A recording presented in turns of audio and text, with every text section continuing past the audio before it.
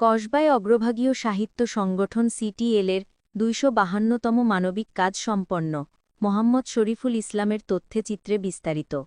কসবা উপজেলার ৩ নং ওয়ার্ড তালতলা গ্রামের মোশা রাশেদা বেগম দীর্ঘদিন ধরে কিডনি ও বার্ধক্যজনিত কারণে হাড় ক্ষয়সহ নানান রোগে ভুগছেন। নেই চিকিৎসা করার মতো তেমন সামর্থ্য।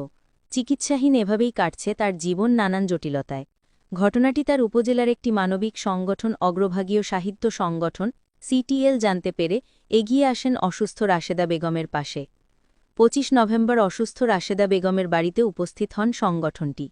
মানবিক এই অগ্রভাগীয় সাহিত্য সংগঠন গত কয়েক বছর আগেও এই অসুস্থ রাশেদা বেগমের বাড়িতে একটি পরিবেশ বান্ধব টয়লেট স্থাপন করেছিলেন।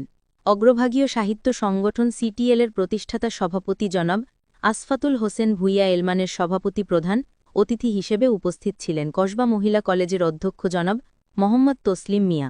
বিশেষ অতিথি হিসেবে উপস্থিত ছিলেন মোহাম্মদ নাসার ভুইয়া, মোহাম্মদ আক্কাশ ভুইয়া, মোহাম্মদ সুমন ভুইয়া, মোহাম্মদ জামশেদ মিয়া, মোহাম্মদ সুমন মিয়া, মোহাম্মদ শাহিন মিয়া, মোহাম্মদ আলী হোসেন, মোহাম্মদ রিপন মিয়া, মোহাম্মদ নুরুল ইসলাম, মোহাম্মদ বিপ্লব মিয়া সহ আরও অনেকে। উপস্থিত প্রধান অতিথি ও বিশেষ অতিথিগণ দেশ বিদেশের সকল মানুষদের বিশেষভাবে আহ্বান জানান অসুস্থ রাশেদা বেগমের চিকিৎসা কাজে সহযোগিতা করার জন্য।